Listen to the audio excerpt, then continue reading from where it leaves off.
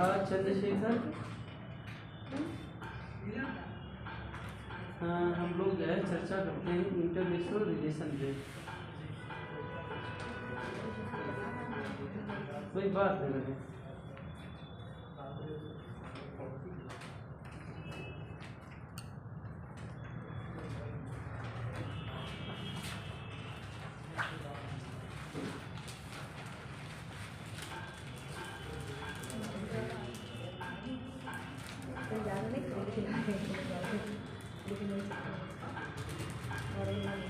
ठीक है, इधर जरा देखिए, अंतरराष्ट्रीय संबंध।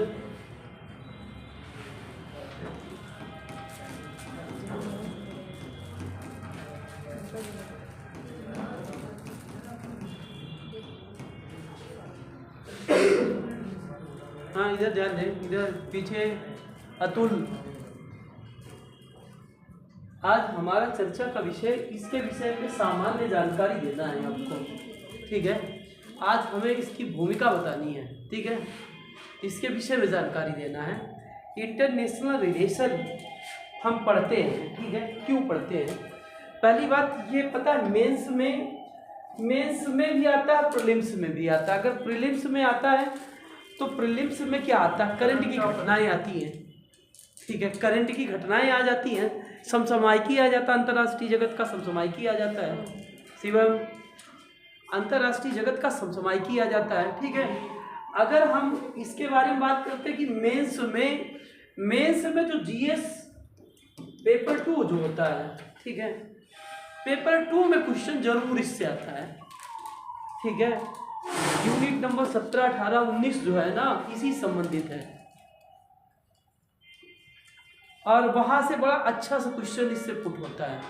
अगर वनडे अदर एग्जामों में भी आप जाएंगे ना, तो अदर एग्जामों में भी अंतर्राष्ट्रीय संगठन से प्रश्न आ जाता है, अंतर्राष्ट्रीय संगठन से भी क्वेश्चन उठते रहते हैं, इसलिए इसे पढ़ना बड़ा महत्वपूर्ण है। ठीक है, अगर हम बात करते हैं अंतर्राष्ट्रीय संबंधों में, हम मुख्य रूप से पढ़ते क्या है, जरा देखें।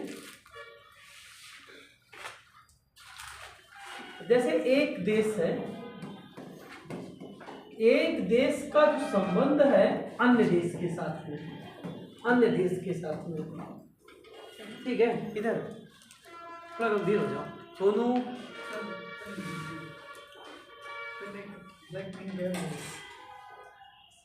एक देश का रिलेशन अन्य देश के साथ संदर्भ में हम पढ़ने का प्रयास करते हैं। अब जरूरी नहीं उसकी बॉर्डर लाइन हमसे लगी हो, ठीक है, या न लगती हो। जैसे आपको कि हमें पढ़ना है सर पाकिस्तान के साथ में, ठीक है, श्रीलंका उसके साथ में पढ़ते हैं, भूटान के साथ में, नेपाल के साथ में, चाइना के साथ, म्यांमार के साथ, बांग्लादेश के साथ में। ठीक है, पर हमें श्रीलंका के भी साथ पढ़ने की ज़रूरत होती है, हमारी तटीय सीमा है।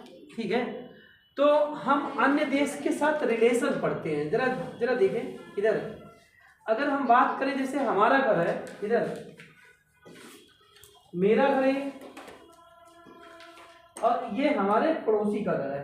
ठीक है, ठीक है, अन्य का घर। अब समझो जरा, इससे अगर हम बोलते हैं, इससे अगर हमारे अच्छे संबंध हैं तब भी हम पर प्रभाव पड़ता है, अगर संबंध खराब है तब भी प्रभाव पड़ता है कि नहीं पड़ता है?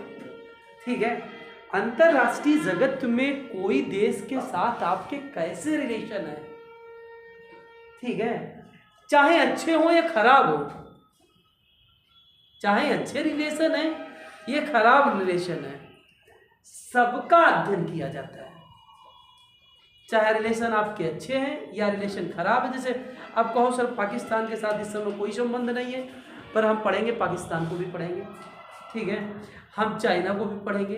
ठीक है, हम हर देश के साथ अपने रिलेशन आपको बताएंगे। ठीक है, मुख्य रूप से इसमें जो शब्दावली आती रहती है उन पर भी चर्चा का विषय जैसे बनता है। जैसे शब्दावली आ जाती है, जैसे कि आता है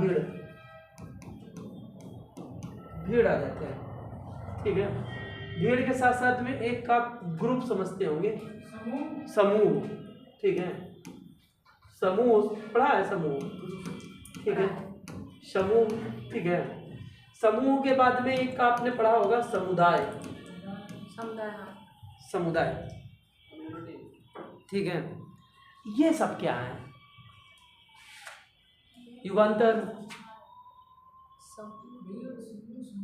जैसे भीड़ है, भीड़ बिना किसी इंटेंशन के, मतलब उसका कोई दायित्व स्पेशली नहीं उद्देश्य होता है, किसी भी कारण से हो सकती है। दूसरा है समूह होता है, विशेष उद्देश्य के पद बनाया जाता है, और समूह कई समूह बनकर एक समुदाय बनाते हैं, जिससे बड़ा संगठन भी होता है। भीड़ में एक तरीके से नेता होता है, हाँ, और जो समूह है उसमें तरीके से कई छोटे छोटे समूह मिलकर बनते हैं, कुछ ना कुछ नेतृत्व होता है उनके पास। यहाँ हम कहें इनका संगठन होता है, इनका संगठन इनका संगठन नहीं, मतलब नहीं होता है, जैसे कोई दायित्व तो इनका एक संगठन होता है। एक एक लोग बोलो, जैसे तुमने बताया, सही बताया, इनका एक संगठन होता है, इनका एक संगठन नहीं होता है, ठीक है। और इनके विषय में थोड़ा बताएं। समुदाय, समुदाय जैसे आप नहीं हमको ऐड किए थे सरस्वती वाले ग्रुप में, तो वो एक कम्युनिटी वाला आ जाता है व्हाट्सएप पे, यानी वहाँ पे जो भी उपलब्ध है वो उसी गोल को मतलब फॉलो करने वाले लोग होंगे ना। हाँ हाँ, जैसे एक कहें एक प्रभाव झलकता है, चाहे एक धार्मिकता देख लें, आध्यात्मिकता देख लें, या किसी न किसी उद्देश्य की झलक। उनका जो गोल स्टेटमेंट होगा वो सिमिलर होगा। किसी के प्रशंसक या फॉलोअर्स नहीं लिए तो हाँ सही, बिल्कुल बिल्कुल सही कह रहे हैं, ठीक है, बिल्कुल सही है। अच्छा, अंतरराष्ट्रीय जगत के बारे में जैसे हम आगे बढ़ते हैं, ठीक है, हम और आगे जब बढ़ते हैं तो सबसे पहले कोई रिलेशन के बारे में चर्चा ही नहीं होती थी, ठीक है। जब फर्स्ट, अच्छा एक चीज़ और पूछना चाहते हैं, जरा आप अपना आंसर देंगे, उसके बाद हम अपनी बात रखेंगे। अच्छा, एक राष्ट्रवाद जानते हैं? राष्ट्रवाद, राष्ट्रवाद होता है, एक मिनट, राष्ट्रवाद, क्या हम अपने भूभाग से प्यार करें अच्छा है? जैसे ये पीओके है, जिसे हम लोग अपना समझते हैं, पाक अधिकृत कश्मीर, जिससे एक इधर यहाँ पर थोड़ा अक्साई इंडिया पड़ता है, जिसे अक्साई चीन बोलते हैं, बोलते हैं कि नहीं बोलते हैं? क्या भूभाग से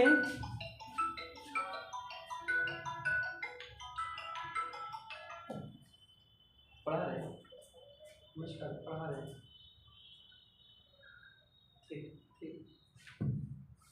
हाँ, इधर जो अक्साई चीन है, जिसे अक्साई इंडिया हम बोलते हैं, ठीक है, क्या अपने भूभाग को सामान्य तरीके से पाना, ठीक है, राष्ट्रवाद है, समझिए, राष्ट्रवाद है। क्या इसमें एकदम खो जाना, जटिलता के साथ प्राप्त करना?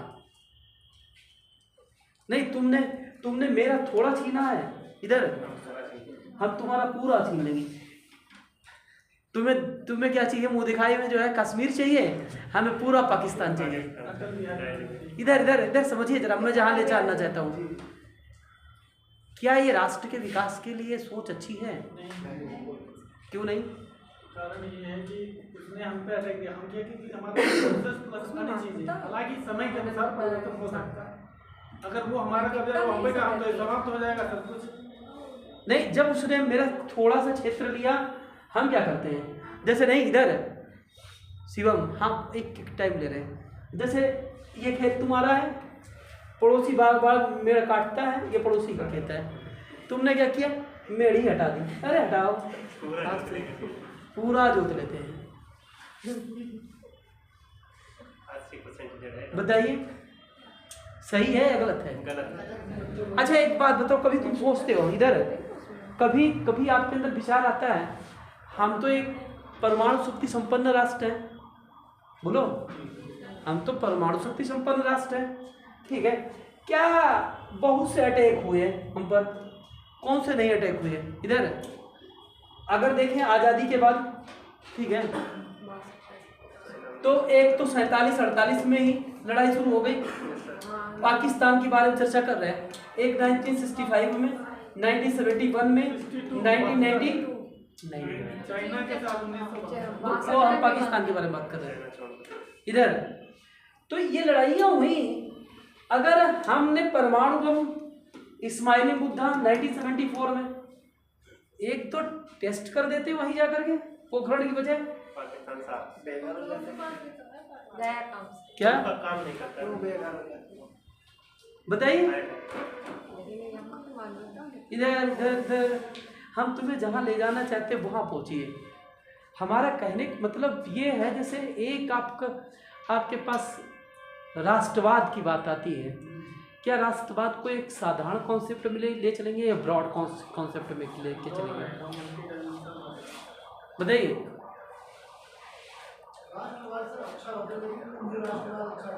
बिल्कुल सही है, हम उग्र राष्ट्रवाद की बात करते हैं। क्या आप उग्र राष्ट्रवाद को अपनाएंगे?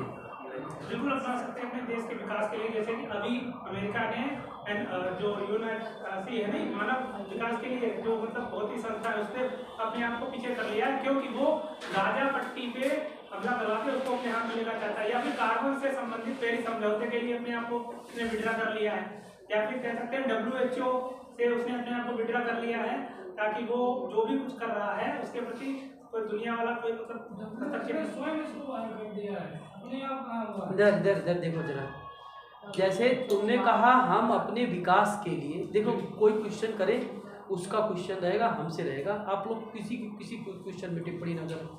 जब हम पहले गए थे तब भी हम तुम ही लोगों को विधिवत समझाए थे, किसी क्वेश्चन में मत टिप्पणी करो, खूब क्वेश्चन करो। हमने कहा राष्ट्र का विकास चाहते हो आप अपना, जैसे अभी आपने डोनाल्ड ट्रंप का उदाहरण दिया। अब डोनाल्ड ट्रंप आए 20 जनवरी से आए हैं, तो 20 फरवरी गुजरने दीजिए, ठीक है। तो जैसे राष्ट्र का विकास करना चाहते हैं, आप भी चाहते हैं, क्या उग्र राष्ट्रवादी होना पसंद करेंगे? तुमने कहा राष्ट्र के विकास के लिए करेंगे। अब राष्ट्र का विकास तो है, पाकिस्तान आए दिन तुम पर अटैक करता रहता है, क्या मिटा देंगे? बिल्कुल मिटाना ठीक रहेगा। या जैसे आपने पीओ के नहीं, फिर सोच देखो, तुमने हंस करके बोल दिया मिटा देंगे, मतलब सबको मार तो देंगे नहीं, अपने देश में मिलाएंगे तो वो उसमें भी प्रॉब्लम क्रिएट करेंगे एडमिनिस्ट्रेशन में, तो क्या फायदा मिला? क्या उग्र राष्ट्रवाद लाना चाहेंगे? नहीं लाना चाहेंगे। अच्छा, अगर कोई ऐसे उदाहरण जो उग्र राष्ट्रवाद लाना चाहे उससे कोई रिजल्ट नहीं निकला, कोई विश्व जगत में ऐसे उदाहरण जो उग्र राष्ट्रवाद लाए पर रिजल्ट कुछ नहीं निकला।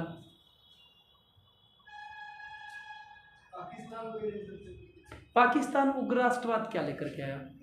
चाइना का है तो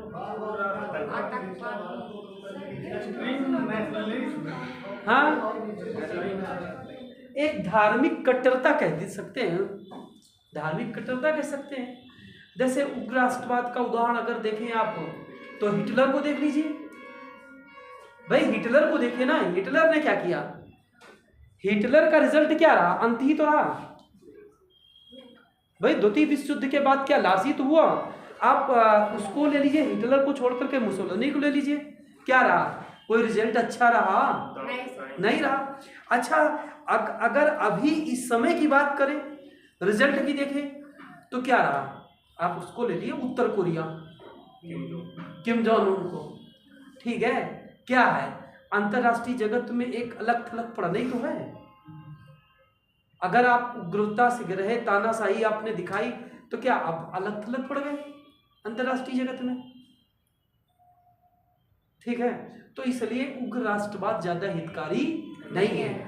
अगर तुमसे कहा जाता है अगर आप डिक्टेटरशिप है, तानाशाह हैं, तो क्या आप देश के विकास में कुछ योगदान दे सकते हैं? कोई एक उदाहरण। कैसे? इकोनॉमिक्स कोलैप्स कर जाएगी। हाँ, कैसे? भाई जब तानाशाही जैसे डिक्टेटर करोगे तो इकोनॉमिक्स बाहर देशों के साथ में हमारा संबंध नहीं अच्छे रहेंगे, तो जाहिर सी बात है हम व्यापार और ये सब कैसे करेंगे? तो इसमें चाइना आगे सबसे, जैसे कि चाइना जो है दूसरे देशों को अपना माल जो है आयात को निर्यात ज्यादा करता है, वहां से आयात नहीं, फिर नहीं समझ रहे। जैसे आप उत्तर कोरिया को ले लीजिए, ठीक है। उत्तर कोरिया से उत्तर कोरिया के नागरिकों पर क्या प्रभाव, किम जोंग उनका क्या प्रभाव है? नहीं, इधर उधर जा रहे हो, भटक रहे हो। इधर इधर जरा समझो, इधर देखो, इधर अगर उत्तर कोरिया, इधर नॉर्थ कोरिया से एक बेनिफिट है उसकी जनता को, क्या बेनिफिट है नॉर्थ कोरिया से? भाई किम जोंग उन जब तक समय रहेगा किसी देश के साथ संबंध अच्छे हैं नहीं है। न्यूक्लियर के लिए देखें और वो जो है अगर वेपन्स देखें, हर वेपन्स वो डेवलप करता हुआ जा रहा है, ठीक है। संयुक्त राष्ट्र संघ प्रतिबंध लगा रहा है, जो है अमेरिका प्रतिबंध लगा रहा है, सब कुछ हो रहा है। वो अपने को एक स्ट्रॉन्ग कंट्री के रूप में विश्व जगत के सामने लाने का प्रयास कर रहा है कि नहीं कर रहा है, ठीक है। कुछ समय के बाद हट जाएगा, जब नया नेता आएगा सामान्य स्थितियां होने लगेंगी फिर से। पर जो शक्तियां जो सामान्य नेता नहीं प्राप्त कर सकता था देश के लिए, वो शक्तियां कौन प्राप्त करके जा रहा है? किम जोंग उन प्राप्त करके जा रहे हैं कि नहीं जा रहे? भाई किम जोंग उन की आलोचना ही तो रहेगी थोड़ी देर के लिए, उसके बाद क्या है एक सामान्य स्थितियां फिर आ जाएंगी। वो तो सर वंशानुगत है वो। अरे वंशानुगत है, हमने कहा अगर नहीं जनता विद्रोह कर देती है, तानाशाह हटता है, डेमोक्रेसी आती है, समझ रहे हैं? डेमोक्रेसी आती है, आगे अच्छा रहेगा राष्ट्र के लिए, ठीक है। अच्छा, और साथ साथ में अगर हम बात करते हैं अंतर्राष्ट्रीय संबंध के बारे में, अच्छा इसे पढ़ते क्यों हैं अंतर्राष्ट्रीय संबंध? अंतर्राष्ट्रीय संबंध देखें जरा, ठीक है। आज खाली इसका एक इंट्रोडक्शन ही रहेगा। देखिए अंतर्राष्ट्रीय संबंध पढ़ते क्यों हैं, कब से इसकी जरूरत पड़ गई हमको, ठीक है,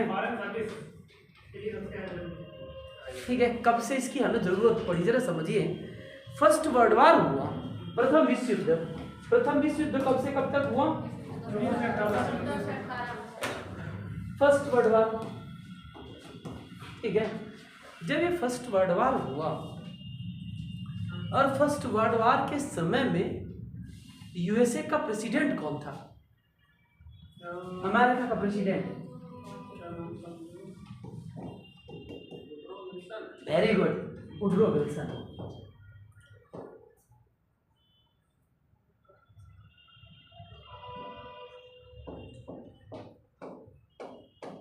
वुडरो विल्सन, और वुडरो विल्सन जो थे ना, वो प्रोफेसर थे, किस सब्जेक्ट के प्रोफेसर थे? राजनीति विज्ञान के प्रोफेसर थे, ठीक है, पॉलिटिकल साइंस के प्रोफेसर थे, और आगे चल कर के राष्ट्रपति बने। और वुडरो विल्सन के दिमाग में आया कि आगे चल कर के हम लोग क्या करते, कोई ऐसा संगठन होना चाहिए, ठीक है, ऑर्गेनाइजेशन होना चाहिए, संगठन होना चाहिए, ठीक है, संगठन होना चाहिए जो हम लोगों की बातों को सामने रखे, ठीक है। और वो रखने के लिए, ठीक है, क्या बनाया गया? राष्ट्र संघ बनाया गया, राष्ट्र संघ बनाया गया, ठीक है। और राष्ट्र संघ जो बना, इसका मुख्यालय कहाँ हुआ? ठीक है, जनेवा, हाँ बिल्कुल, ठीक है। राष्ट्र संघ जो बना और उसका मुख्यालय जो था वो कहाँ था? जनेवा में, ठीक है। अब हम करते क्या हैं जरा समझिए इधर, जब हम किन्हीं राष्ट्राध्यक्षों के साथ जब बैठेंगे, ठीक है, एक बार उसका जब सम्मेलन होगा, शिखर सम्मेलन होगा, जब हम लोग बैठेंगे उसकी मीटिंग में, जो भी मतभेद होंगे एक दूसरे के, ठीक है, वो क्या होंगे? सॉल्व होंगे। भाई हल होंगे कि नहीं? भाई जैसे हमारे आपके बीच में मतभेद है, हम आपसे मिले, ठीक है, और आपने कुछ समस्याएं रखी, भाई ये समस्याएं आप सुधार लीजिए, हमने सुधार लिया तो हमारे आपके बीच में संबंध और मधुर हो गए। अगर हम आपसे मिले ही नहीं तो संबंधों में क्या है, धीरे धीरे क्या आ जाएगी? खटास आएगी, खटास की नहीं आएगी। जैसे अब इस समय चर्चा का विषय ये चल रहा है, अगर देखें हमारी पाकिस्तान के साथ क्या बात हो रही है, भाई बताइए, आज के समय में हमारी पाकिस्तान के साथ में क्या बात हो रही है? कोई विदेश सचिव स्तर कोई वार्ता होती है? वो तो किसी भी प्रकार की वार्ता होती है। तो ऐसी स्थिति में हमारे संबंध कैसे रहेंगे? ठीक है, बताएं हमारे संबंध कैसे रहेंगे? हमारे संबंध कोई अच्छे नहीं रहेंगे, ठीक है। अच्छा, भारत में विदेश नीति का प्रवर्तक किसे कहा जाता है? जवाहरलाल नेहरू को कहा जाता है। हमारे यहाँ जो फॉरेन पॉलिसी है, उसको फॉरेन पॉलिसी को लाने के लिए जो है सबसे अग्रणी योगदान किसका रहता है? जवाहरलाल नेहरू का। और जवाहरलाल नेहरू जो प्रधानमंत्री बनते तो वो पहले विदेश मंत्रालय जो था उन्हीं के अंडर में था, ठीक है। तो हमने एक नीति अपनाई, अपनी नीति गुट निरपेक्ष की नीति। ये क्या नीति है जरा बताएं? किसी भी पक्ष में नहीं शामिल होना। क्या अलग थे? ना अमेरिका वाले ना यूएसएसआर। अच्छा, मतलब तुम्हारा कहना मतलब है गुट से दूर रहना। यानी निरपेक्ष। एक मिनट, गुट से दूर रहना। और गुट कौन से थे? 2 गुट थे, एक तुमने बताया, एक यूएसए था, एक यूएसएसआर था, ठीक है, एक सोवियत संघ रूस था, ठीक है, सोवियत संघ, ठीक है, एक सोवियत संघ था। अच्छा, ये क्यों बन गए?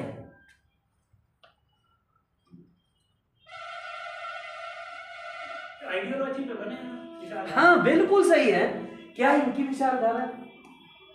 परमाणु बम के अकॉर्डिंग इनकी विचारधारा। परमाणु बम के अकॉर्डिंग बिना बताया रसिया के दोस्त थे, एक ही थे। नहीं भाई, साम्यवादी विचारधारा थी। हाँ। विचारधारा थी। कैपिटलिस्ट विचार। हाँ बताइए। ये पूंजीवाद, और ये साम्यवाद। पूंजीवाद और ये समाजवाद। अच्छा, जरा जरा इन्हें क्लियर कर दीजिए थोड़ी देर के लिए। ये भी बड़ा समझना बड़ा जरूरी है, नहीं तो फिर बड़ा आगे दिक्कत रहेगी, ठीक है। पूंजीवाद, पूंजीवाद हो गया, समाजवाद ठीक है, समाजवाद हो गया और साम्यवाद। साम्यवाद। ये क्या है? Open market. Open market. हाँ, पूंजीवादी एक मिनट, हाँ, इनको चंद्रशेखर को बोलना, चंद्रशेखर खड़े होकर के बोल रहे हो। हाँ, देखिए, साम्यवाद में ऐसा है कि कोई भी एक पहले पूंजीवाद बोलो। पूंजीवाद में ऐसा होगा कि जितनी भी मतलब कंट्री है, कैपिटल जो है उनके मतलब जो इंडस्ट्रीज के हाथ में रहेगी, ठीक है। मतलब जो पूंजी पर नियंत्रण किसका है? नियंत्रण रहेगा, मतलब पूंजीपति का। हाँ, सरकार पे और सभी चीजों पे नियंत्रण पूंजीपतियों का रहेगा। सरकार भी कंट्रोल, सरकार पर भी नियंत्रण पूंजीपति का रहेगा। और समाजवाद में ऐसा होगा कि समाज में भी मतलब समाज के जो निचला वर्ग है वो और उच्च वर्ग है उसके बीच में मध्यस्थता रहेगी। अच्छा, मध्यस्थता रहेगा। और साम्यवाद में कोई भी राज्य नहीं रहेगा, राज्य की कोई अवधारणा नहीं रहेगी, मतलब एक ओपन क्या कहते हैं सरकार रहेगी, मतलब राज्य विहीन समाज, राज्यविहीन। राज्य विहीन, राज्य का अंत हो जाएगा। और बताओ, हाँ तुम बताओ। सर इसका रहेगा कि डिमांड एंड सप्लाई पे रहेगा पूंजीवाद, मतलब डिमांड एंड मार्केट पे जितनी डिमांड एंड सप्लाई क्या मतलब है? सर पूंजीवाद का मतलब पूंजीपतियों, उद्योगपतियों का वहाँ एक पर मिनट। रहेगा। डिमांड जितनी यानी मांग मांग के आधार पर निर्धारित होगा इसका। अरे इधर देखो, मांग पूर्ति हो गई। क्या तुम कोई रेट इधर इधर इधर इधर वो क्या त्रिपाठी इधर समझो, इधर मांग और पूर्ति पर है ना। मांग पूर्ति क्या रेट डिसाइड करना चाहते हो? सिंपल बात है, इसमें सरकार का हस्तक्षेप मार्केट में कम होता है, वहाँ पर पूंजीपतियों के द्वारा नीतियाँ निर्धारित की जाती है मार्केट। हाँ, और समाजवाद में यहाँ पर सरकार और समाज के बीच में मध्यस्थता होती है, जहाँ पर मिलकर समाज के हितों के मध्यस्थ विकास के लिए कार्य किया जाता है, या समाज का भी पार्टिसिपेशन होता है। हाँ। और साम्यवाद में यहाँ पर व्यक्ति की आवश्यकता के अनुसार यहाँ पर पार्टिसिपेशन नहीं दिया जाता है उनको। अच्छा, बिल्कुल सही। और बताओ, और कोई कुछ कहेगा? अच्छा, एक शब्द और आता है, पता है इधर एक शब्द और आएगा, इसमें जानना जरूरी है। राज्य, राज्य, ठीक है। राज्य अक्सर हम आपको बता चुके हैं, ठीक है। राज्य का मतलब यहाँ किससे है? कंट्री से है, देश से है, ठीक है। राज्य का मतलब किससे है? देश से है, ठीक है। राज्य के 4 तत्व होते हैं, एक निश्चित भूभाग, एक जनसंख्या, एक सरकार, एक सॉवर्टी। सॉवर्टी मतलब जो है सुपर एनएस, सर्वोच्च पावर, सर्वोच्च पावर, ठीक है। जब हम बोले तब मत बोला करो, हम तुम्हें अवसर देंगे बोलने का, ठीक है। सर्वोच्च पावर हो, ठीक है। जैसे हम कहें अगर आपका राजस्थान राज्य है तो राजस्थान राज्य नहीं है, ठीक है। अगर हम कहें तिब्बत है इस समय तो तिब्बत नहीं है। तिब्बत के पास क्या है? निश्चित भूभाग है, ठीक है। फिर उसके बाद जनसंख्या है, तिब्बती है, सरकार है कौन सी सरकार? दलाई लामा वाली सरकार, ठीक है। सॉवर्टी है? नहीं, सॉवर्टी नहीं है, ठीक है। तो ये तो चीज़ मैंने अक्सर तुमसे जिक्र कर ली थी। अब बात करते जरा पूंजीपति देख लें, इधर पूंजीपति देख लें, ठीक है। पूंजीवाद अभी किसी ने कहा था ओपन मार्केट, खुला बाजार। इधर ये कॉन्सेप्ट कहाँ आता है? खुला बाजार पर भी आता है, खुला बाजार पे आता है, ठीक है। अगर बात करें धन के संसाधनों, यहां पर संसाधन ही शब्द रख लें, संसाधनों पर राज्य का नियंत्रण नहीं होता है,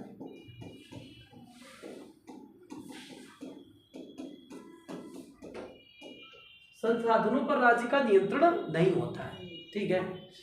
व्यक्ति अपनी क्षमता के अनुसार कार्य करता है। इधर व्यक्ति को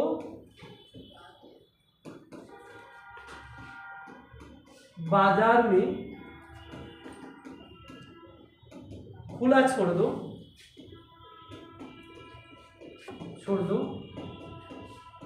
वह जितना कार्य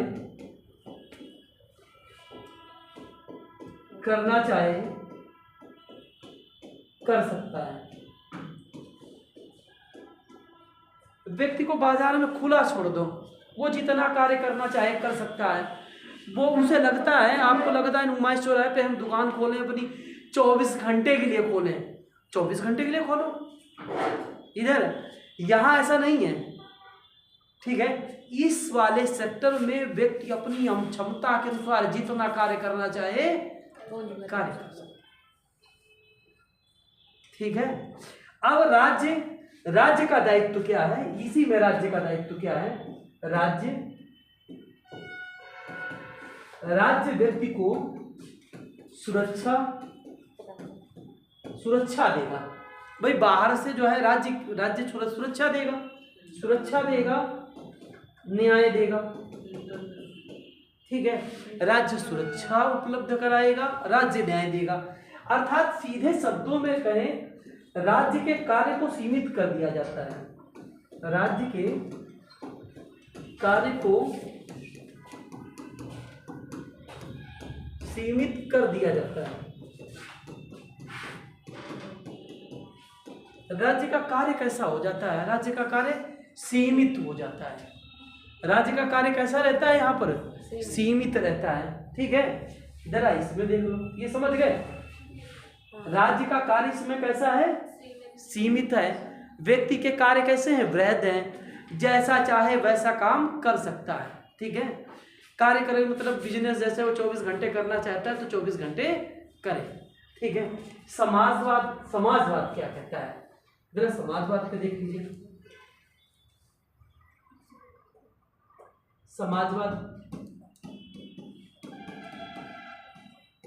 समाजवाद में जो संसाधन है उन पर नियंत्रण किसका रहता है? राज्य का। संसाधनों पर राज्य का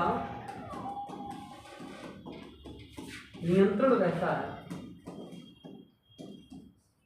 संसाधनों पर नियंत्रण किसका रहता है? राज्य का रहता है। राज्य उनको कंट्रोल करके रखता है। और राज्य ऐसा करता है किसके लिए? लोक कल्याण के लिए करता है। करता कि नहीं करता है? भाई उसके उत्थान के लिए कार्य करता है, ठीक है। और इसमें क्या, राज्य नियम बना के रखता है। राज्य व्यक्ति के कार्य के लिए जो है एक समय सीमा निर्धारित कर सकता है। राज्य कार्य की समय सीमा निर्धारित करता है।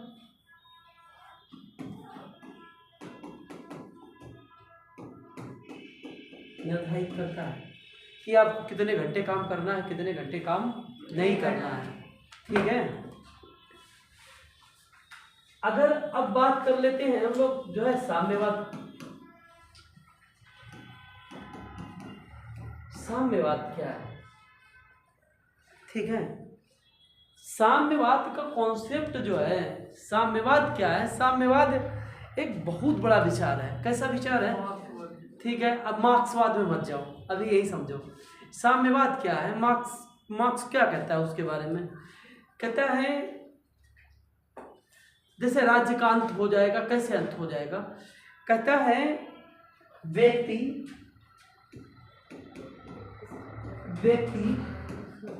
अपनी क्षमता के अनुसार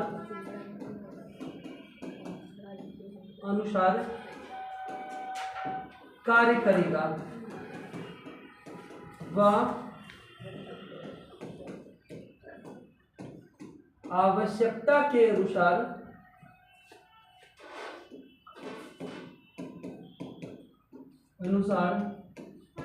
वेतन प्राप्त करेगा। ठीक है, सबसे बड़ा स्टेटमेंट है। क्या है? व्यक्ति अपनी क्षमता के अनुसार कार्य करेगा और वेतन जो मिलेगा ना वो कैसे मिलेगा? आवश्यकता अनुसार मिलेगा। यहाँ पर बात क्या आ जाती है, जैसे आप कलेक्टर हैं, ठीक है, आप कलेक्टर हैं और आपके एक बेटा एक बेटी और पापा मम्मी, आप खर्चा सब कुछ सोच लेते भाई मेरे घर में 5 लोग हैं, 10,000 रुपये प्रति व्यक्ति पर लगाइए खर्चा, तो हमें पता कितना चाहिए? हमें 50,000 रुपये चाहिए, ठीक है, पर मंथ चाहिए। और आपके यहाँ एक चपरासी है, ठीक है, चपरासी जो है उसके पास पता है क्या 10 लोग हैं, तो वो क्या कहता है? हमें कितना चाहिए? 1 लाख रुपये चाहिए, ठीक है। उसे पर मंथ 1 लाख रुपये दिया जाएगा और आपको कितना मिलेगा? 50,000, ठीक है। यहाँ पर बात किसकी कही गई है? यहाँ पर बात कही गई आप अपनी क्षमता के अनुसार। आपकी क्षमता क्या है? कलेक्टर बनने की है। इधर आपकी क्षमता क्या है? ठीक है, क्षमता है कलेक्टर की। आप क्षमता के अनुसार कलेक्टर वाला कार्य कर रहे हैं और किसी की क्षमता किसके अनुसार है? चपरासी की, तो वो अपना चपरासी वाला कार्य करेगा, क्षमता के अनुसार कार्य करेगा और आवश्यकता के अनुसार उसे वेतन प्राप्त होगा। आवश्यकता आपकी क्या है? 50,000 की है और दूसरे की आवश्यकता कितने की है? वेतन कैसे मिलेगा? आवश्यकता के अनुसार, ठीक है। ऐसा कॉन्सेप्ट खाली हवा में रहा है, ठीक है। धरातल में उतरे बहुत बड़ी बात है, ठीक है। धरातल में उतरना बहुत टेढ़ी बात है। चाइना अकेले 200 मिलियन पहुंचा देता जनसंख्या, ठीक है। मैट्रिक कहता है कि फिर क्या दिक्कत? चाइना की जनसंख्या कम होने लगी है, ठीक है। अच्छा, जरा क्वेश्चन भी आते हैं। क्वेश्चन भी एक आया है, जरा एक क्वेश्चन नोट कर लें जरा। हम भी वो आज जब उस पर चर्चा करें।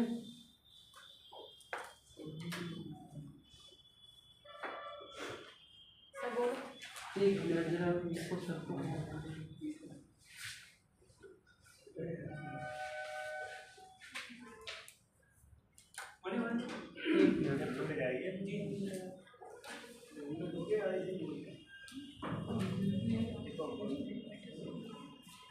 आज थोड़ी देर और बैठे रहेंगे, थोड़ा जो है आज जैसे एक क्वेश्चन आया है, पुराना पेपर का क्वेश्चन हम पूछ रहे हैं, जरा नोट कर लें। आप लिख करके भी दिखाएंगे हमें।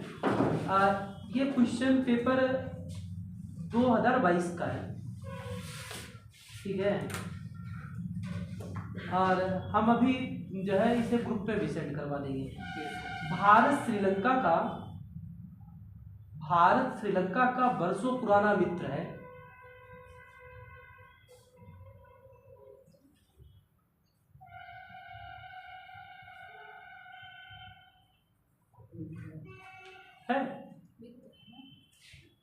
इन्वर्टेड कॉमा क्लोज कर लिया। देखिए, पूर्ववर्ती कथन के आलोक में श्रीलंका के वर्तमान संकट में, श्रीलंका में संकट आया था, श्रीलंका के वर्तमान संकट में भारत की भूमिका की विवेचना कीजिए। वर्तमान संकट में भारत की भूमिका की विवेचना कीजिए। भारत की भूमिका की विवेचना कीजिए। ठीक है, ये आपको 150 शब्दों में लिख करके लाना है और ये अभी आपको जो है भेज भी दिया जाएगा। ये आज हम लेकर के आए हैं आपके लिए। इसमें पौराणिक इतिहास को भी इंक्लूड कर सकते हैं। हाँ, जैसा आप बताना चाहो। मसालेदार होना चाहिए, बता के दे सकते हैं। नहीं, इधर जरा देखिए, वर्तमान स्थिति को मैं भेज देना जरा, हमने आपको भेजा है इधर। तो हम लोग क्या करते हैं, पूंजीवाद, समाजवाद और साम्यवाद भी जानना जरूरी है। हमने कहा गुटनिरपेक्ष, जैसे गुटनिरपेक्ष के बारे में बताया कि हम एक तो किस पर आधारित है, समाजवाद पर आधारित है, और एक किस पर आधारित है, ठीक है, पूंजीवाद पर आधारित है। ये मतभेद था दोनों के बीच में, और दोनों की जब देश ही अलग अलग है तो उद्देश्य दोनों के अलग अलग हैं। ठीक है, किसी ने एक न्यूक्लियर पावर की बात कर दी थी। ठीक है, तो आगे चल कर के दोनों में मतभेद क्या हो गए, बढ़ते गए, और मुख्य रूप से अलगाव का विषय क्या है, एक तो अगर कहें पूंजीवाद और दूसरा क्या कहते हैं, समाजवाद। तब भी तो दोस्त थे अच्छे। ठीक है, अच्छा दोस्त क्या थे अच्छे, जरा बताएं। तब भी साथ में मिलकर लड़ाई लड़ रहे थे। क्या हम विश्व युद्ध में अलग क्यों हुए थे, कारण तो मिलता, तब भी इनकी विचारधारा अलग अलग थी। देखिए इधर, अब भी है, लेकिन कारण कुछ उसका दूसरा था, न्यूक्लियर वाला।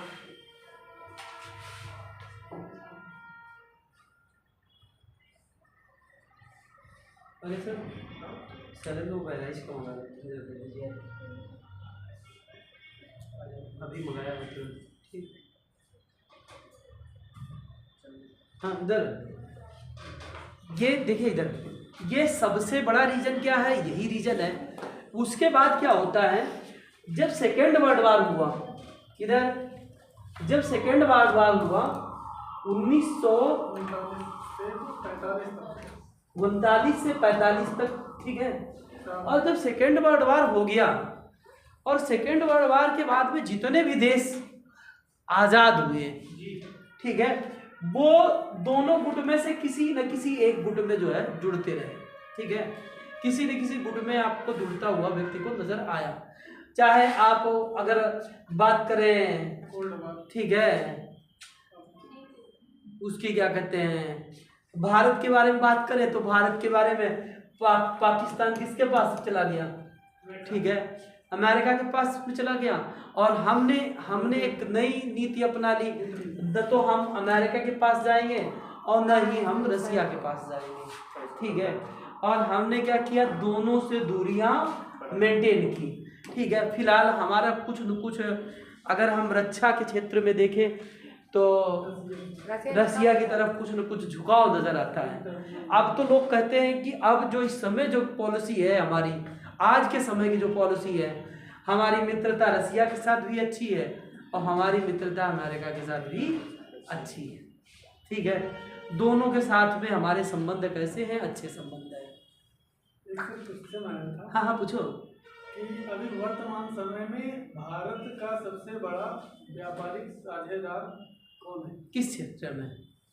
व्यापारिक साझेदार का मतलब कौन है? नहीं, अगर तुम रक्षा के बारे में बात करो, कंप्लीटली रक्षा के बारे की फिर बात है कि नहीं पूरा व्यापारी है तो व्यापारी होगा, तो सब चीज़ जाने सकती है। तो इसमें इकोनॉमिक यानी कैपिटल बेस्ड पर निर्धारित होगा कि किस देश, कौन सा हमारा सबसे बड़ा भागीदार है। देखिए, अगर हम रक्षा के बारे में बात करें तो हमारा ज़्यादातर परचेज कहाँ से होता है, रसिया से। ठीक है, ज़्यादातर हमारे जितने भी जो है सैन्य उपकरण है ज़्यादातर रसिया से। ठीक है, अगर हम व्यापार के बारे में देखें तो हम बहुत सी चीज़ें चाइना से मंगाते हैं। एक्सपोर्ट के बारे में हम देखें, एक्सपोर्ट हम कहाँ से करते हैं, अमेरिका को करते हैं। अब तुम आर्थिक समीक्षा जो आई है लेटेस्ट वाली वो देख लो, किसको करते हो, चाइना से सबसे ज्यादा आयात होता है। ठीक है, आयात हमारा व्यापार घाटा उससे ज्यादा है, ठीक है। बात ही नहीं कर रहे। सर जैसे क्वेश्चन है, भारतीय पर्यटन आंकड़े 2023 के अनुसार वर्ष 2022 में भारत आने वाले विदेशी पर्यटकों की संख्या कितनी थी? हाँ, तो ये पर्यटकों की संख्या कितनी थी ये तुम्हें लेटेस्ट में देखना पड़ेगा। समझ रहे हैं इधर? नहीं, ये तो तुम्हें देखना पड़ेगा ना, देख लो, करंट का क्वेश्चन है, पर्यटकों की संख्या कितनी थी। अच्छा हाँ, पर्यटन के मामले में युगांतर पीछे, युगांतर पर्यटन के मामले में सबसे अधिक संख्या अब कहाँ आ रही है? उत्तर प्रदेश में पर्यटक आ रहे हैं। और उत्तर प्रदेश में कहाँ? राम जन्मभूमि।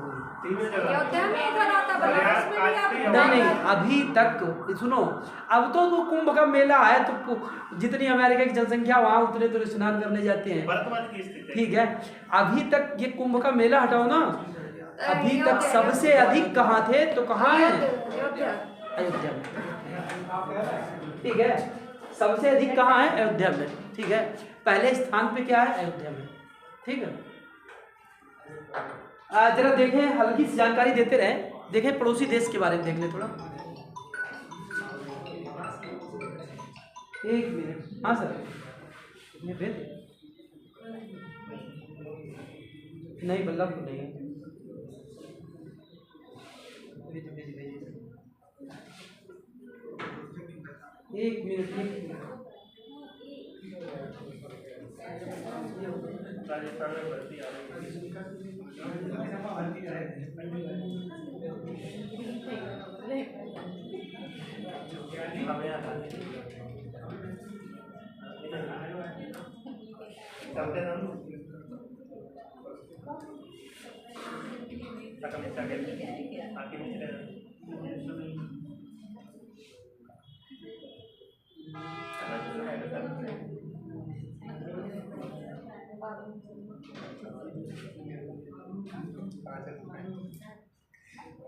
घर में क्या बनाया है? हाँ, इधर देखिए, इधर जैसे अगर हम बात कर लेते हैं पाकिस्तान के संदर्भ में, ठीक है, पाकिस्तान के संदर्भ में बात करते हैं तो सबसे पहले तो जो हमारा मतभेद हुआ 1947-48 में, जो मतभेद था वो रीजन क्या था? मेन ये था, जो कश्मीर वाला जो क्षेत्र था, ठीक है। और हाँ, पाकिस्तान क्या चाहता था? कश्मीर पे अधिकार कर लेना, ठीक है। 1947 का जो एक्ट है आज़ादी का है, वो कहता है जो भी रियासत स्वतंत्र रहना चाहे वो रियासत स्वतंत्र रह सकती है।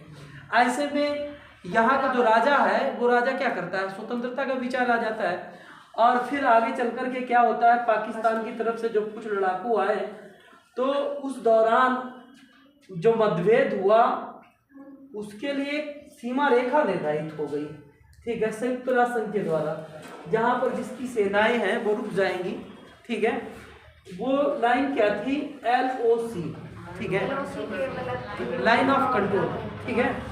उसके बाद और हम आगे बढ़ते हैं इधर 1965 में, ठीक है। 1965 में क्या रहा हमारे संबंध? अगर इससे पहले अगर हम देखें ना तो हमने क्या किया, इधर 1960 में वर्ल्ड बैंक ने क्या कराया? संधि कराई, सिंधु नदी जल समझौता हुआ, ठीक है। अगर सिंधु नदी जल समझौता देखें, पाकिस्तान के साथ देखें, अगर विश्व जगत में देखते हैं तो सबसे सफल संधि कह सकते हो सिंधु नदी को। सिंधु नदी जल समझौता अगर देखें ना, सबसे सफल संधि है। क्यों सफल संधि है? अभी तक चली आ रही है संधि, ठीक है। नहीं, अभी बता रहे, सबसे सफल संधि कौन सी है? सिंधु नदी जल समझौता सबसे सफल संधि है, क्योंकि अभी तक बरकरार बनी है। अगर देखें, बड़ा ये संधि है, बड़ा दुर्भाग्यपूर्ण संधि हुई, क्योंकि हर जल संधि में जल का बंटवारा होता है और इस जल संधि में पता है नदियों का बंटवारा हुआ। समझ रहे? इधर जल संधि में बंटवारा होता है जल का, ठीक है, और यहाँ पर बंटवारा किसका हुआ? इसका नदियों का बंटवारा हुआ। और अगर हम पानी का प्रयोग देखें तो पानी का प्रयोग 90% पाकिस्तान करता है और 10% भारत करता है, ठीक है। 10% छोड़ दे पाकिस्तान में, ठीक है, अब बढ़ा है धीरे धीरे कुछ, ठीक है। इधर देखिए, फिर उसके बाद क्या होता है 1971, इधर 1971 बांग्लादेश बांग्लादेश पूर्वी पाकिस्तान था, पाकिस्तान में विद्रोह हुए पूर्वी पाकिस्तान में, और एक नया देश सामने आता है, उस नए देश का नाम क्या पड़ता है, ठीक है, बांग्लादेश। उसके बाद भी अगर पाकिस्तान के बारे में देखते हैं, 1999 में कारगिल अटैक होता है, ठीक है। इधर 1999 में कारगिल अटैक हुआ, और कारगिल अटैक के बाद में एक समझौता बुलाया गया, आगरा समझौते के नाम से जाना जाता है, और उसमें वही बातें दोहराई गई जो शिमला समझौते में बातें दोहराई गई थी, ठीक है। उन पर भी हम लोग चर्चा करेंगे। इधर पाकिस्तान का, शायद पाकिस्तान के बारे में ही पढ़ेंगे अगली क्लास में। शिमला समझौते के बारे में भी चर्चा हुई, वही बातें दोहराई गई, कोई ज़्यादा सक्सेस नहीं रहा। अगर इसके बाद हम देखते हैं क्या होता है। हमारी संसद पर अटैक हुआ, ठीक है, संसद पर हमला हुआ। संसद हमला के बाद में अगर मुंबई देखे, ताज होटल, इधर जरा समझिए, ताज होटल पर भी अटैक हुआ। और उसके आगे और जाते हैं, ये सर हमला कौन सा में हुआ है सर? ताज होटल में। ताज होटल, 11 अटैक के नाम से, ठीक है। इधर 11 सर, हाँ सर। इधर देखो, ताज होटल पर भी अटैक मनमोहन सिंह की सरकार में हुआ। इधर युगांतर, मनमोहन सिंह की सरकार में ताज होटल पर भी अटैक हुआ। ये तो अटैक हुआ अटल बिहारी वाजपेयी के समय में, ठीक है।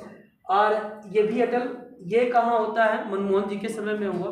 जम्मू कश्मीर में आए दिन आतंकवादी घटनाएं घटित होती थी, ठीक है। उसके बाद और आगे हम बढ़ते हैं, जब मोदी जी का समय आता है, इधर जैसे मोदी जी का समय आता है तो फिर घटनाएं घटित हुई। कौन सी घटना घटित होती है, मतलब पठानकोट,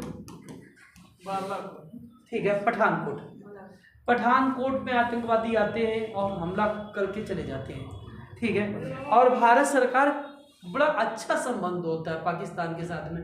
जैसे नरेंद्र मोदी बने प्रधानमंत्री, तो नरेंद्र मोदी ने एक मित्रतापूर्ण व्यवहार करने का प्रयास किया।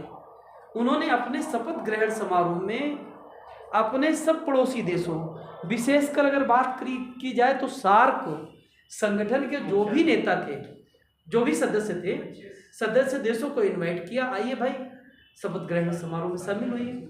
पाकिस्तान भी आया, शामिल हुआ।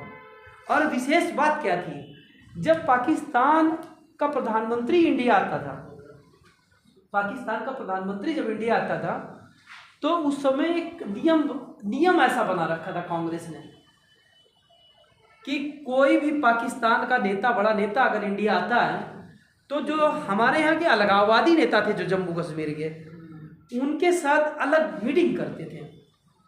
और जब मोदी का समय आया तो मोदी ने कह दिया, भाई नहीं, ऐसा है, जब आप आएंगे, हमने बुलाया है, बात हम ही से होगी, किसी अलगाववादी नेता से कोई बात नहीं होगी। नहीं। सर हुई भी थी बात तो उस टाइम, शपथ ली थी तो प्रधानमंत्री से बात की भी थी, प्रधानमंत्री के शपथ ली थी ना, तो बात की थी मोदी की, उस टाइम पे दिल्ली में बात की थी। तो पता है यहाँ पर क्या हुआ, इधर यहाँ पर एकदम इस चीज का चलन बंद हुआ। फिर और आगे बढ़े जो, ठीक है, अटैक हुआ, पठानकोट अटैक हुआ। और पठानकोट अटैक के बाद में, ठीक है, एक अटैक होता है उड़ी अटैक। अच्छा, इस अटैक में क्या हुआ, इस अटैक में पाकिस्तान को प्रूफ दिया गया। पाकिस्तान की जांच एजेंसी इंडिया आती है, इंडिया जांच एजेंसी आकर के सब देखती है कैसे क्या हुआ, ठीक है। और उसके बाद वो लोग वहाँ जाते हैं, यहाँ तो मानते हैं कि हाँ ऐसी ऐसी घटना घटित हुई, पर वहाँ जाते हैं मानने से इनकार कर देते हैं, ठीक है। कसाब, पता है कसाब के विषय में जानकारी होगी, ताज होटल वाले केस में। और कसाब क्या है, कसाब को आतंकवादी, वो कसाब जिसे फांसी दी गई, पाकिस्तान ने उसे अपना मानने से इनकार कर दिया, ठीक है। अब समझिए जरा, इधर ये उड़ी अटैक हुआ। इधर उड़ी अटैक के बाद में भारत सरकार ने, इधर भाई बात मत करो, भारत सरकार ने एक स्ट्राइक की, सर्जिकल स्ट्राइक की। सर्जिकल स्ट्राइक के द्वारा पीओके में जो आतंकी शिविर थे उनको नष्ट किया गया। आतंकी शिविर को नष्ट किया गया। पाकिस्तान को लगा कि अब अगर हम आतंकी कोई घटना घटित होगी तो भारत मुंहतोड़ जवाब देगा। फिर आगे चल करके कुछ समय के बाद में, ठीक है, एक अटैक और हुआ पुलवामा, 14 फरवरी को। हाँ, ब्लैक है। ठीक है, अरे शांत हो जाओ। ठीक है, 14 फरवरी को फिर एक अटैक होता है, पुलवामा अटैक। सीआरपीएफ की गाड़ी जा रही थी और पीछे से एक बढ़िया बारूद से लदा हुआ गाड़ी आती है, उसमें ब्लास्ट हो जाता है। हमारे बहुत से सैनिक शहीद हो गए। फिर सरकार क्या करती है, एयर स्ट्राइक करती है। ठीक है भाई, एक सैनिकों ने हमारे क्या कर दिया, एयर स्ट्राइक कर दी। हाँ, फिर पाकिस्तान मजबूर हो गया। ठीक है, पाकिस्तान मजबूर हो गया। एयर स्ट्राइक के दौरान पाकिस्तान ने इधर से जवाबी कार्रवाई जब की 2-3 दिन के बाद में, तो हमारी तरफ से जो है अभिनंदन जो है, ठीक है, अभिनंदन का प्लेन क्रैश हुआ पाकिस्तान में, तो फिर वो मजबूरन पाकिस्तान को छोड़ना पड़ा। ठीक है, तो ये जब घटनाएं रही, उसके बाद से आज तक देखते हैं कोई आतंकवादी घटना घटित हुई? कौन सी?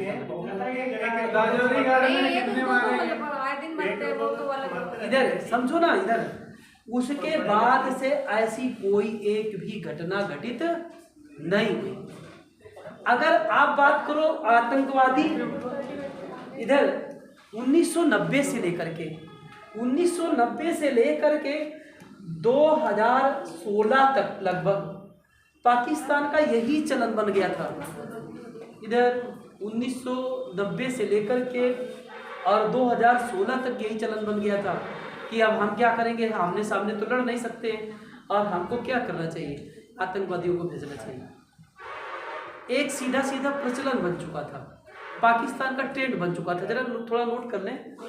हाँ, क्वेश्चन है कि भीड़, अभी आपने बताया था कि कोई भी छोटा राज्य स्वतंत्र रह सकता है, लेकिन ऑपरेशन पोलो के तहत हैदराबाद के कब्जे अभी चर्चा होगी भैया, थोड़ा 1 मिनट।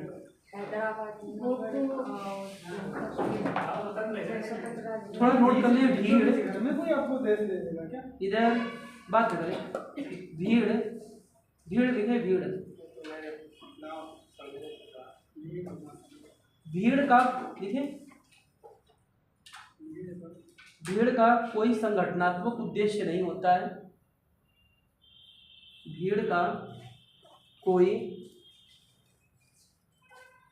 संगठनात्मक उद्देश्य नहीं होता है।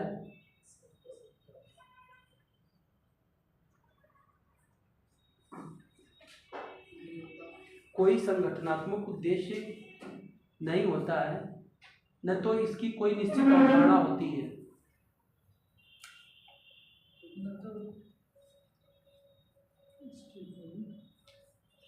निश्चित अवधारणा होती है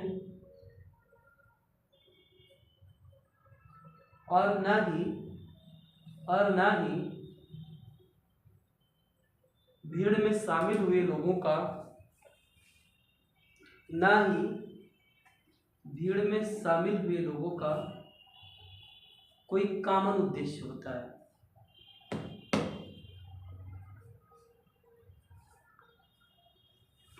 ठीक है, कॉमन उद्देश्य होता है। देखिए जरा नोट करें, जनसमूह